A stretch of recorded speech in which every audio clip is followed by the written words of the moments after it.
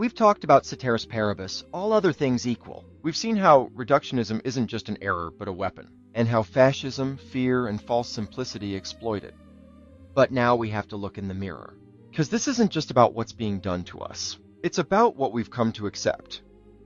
The hardest truth is this: the life we're living isn't working. We're not happy. We're not safe. We're not comfortable. We're not free. But we keep telling ourselves we are, because that lie is easier than change. We are taught to think in fragments. Money is just economics. Religion is personal. Politics is someone else's job. Spirituality is optional. Suffering is your fault. Success is your virtue. Reality is what the algorithm says it is. Reductionism isn't just a method. It's a worldview, a prison of assumptions. And it keeps us from asking the one question that really matters. What is a good life for all of us? We've built a civilization on disconnection.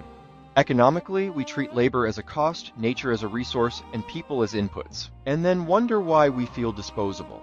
Politically, we treat governance as war, power as virtue, and democracy as performance, and then wonder why nothing gets better. Spiritually, we treat meaning as indulgence, awe as naivete, and community as weakness, and then wonder why we're lonely.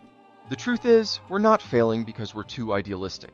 We're failing because we've accepted a system that cannot produce wholeness. And we tell ourselves it's the best we can do, that there is no alternative, that all other things are equal, but they're not. To be awake is not to be cynical. It's not to know the news cycle. It's not to win arguments. To be awake is to see patterns, to see what's really happening, to recognize the beauty and the blood in our inheritance, to acknowledge the brilliance of civilization and the brutality that built it. It means seeing the pyramids and knowing who carried the stones, quoting the Constitution and naming those it excluded, admiring cities and grieving what the earth lost to build them, learning your faith and what was done in its name. To be awake is to live with that tension, without flinching, and to ask, how do we do better? We are not the first to ask these questions, and we will not be the last. We stand on the shoulders of people who fought for a world they never got to live in. Abolitionists, philosophers, rebels, poets, saints, scientists, survivors, the woke movement.